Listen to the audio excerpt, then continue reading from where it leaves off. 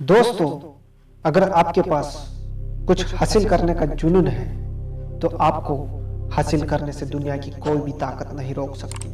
बस हासिल करने का जुनून होना चाहिए। आज आपको एक छोटी सी कहानी सुनाता हूँ। ये कहानी एक ऐसे गरीब किसान पुत्र की है जिसके गांव में एक बार एक प्रशासनिक अधिकारी दौरे पर आए थे।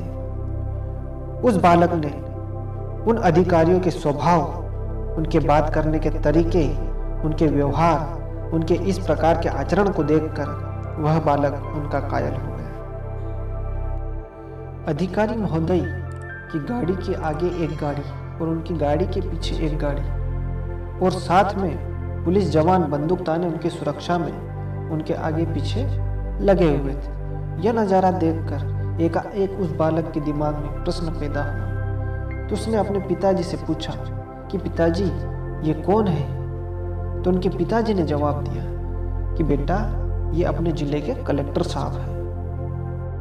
तो उस बालक के दिमाग में और जिज्ञासा जागी कि यह कलेक्टर साहब क्या होता है। तो उनके पिताजी ने कहा, बेटा, यह जिले के सबसे बड़े और सबसे पढ़े लिखे आदमी जिनके पास पूरे जिले की देख रेख का जिम्मा होता है। जैसे परिवार में सबसे बड़े पिताजी मुखिया होते हैं, वैसे ही जिले के ये मुखिया होते हैं। फिर बच्चे ने तपाक से प्रश्न कर दिया कि ये कलेक्टर साहब बनने के लिए क्या करना पड़ता है पिताजी? तो उनके पिताजी ने कहा, जैसे हम किसान खेत में खूब मेहनत करके फसल से अन्न पैदा करते हैं, उसी प्रकार कलेक्टर साहब बनने के लिए दिन रात कड़ी मेहनत करना पड़ती है, तब जाके कलेक्टर साहब बना जाता है। बालक के दिमाग में यह बात घर कर गई और बालक ने ठान लिया कि बनूंगा तब प्रशासनिक अधिकारी ही बनूंगा। लेकिन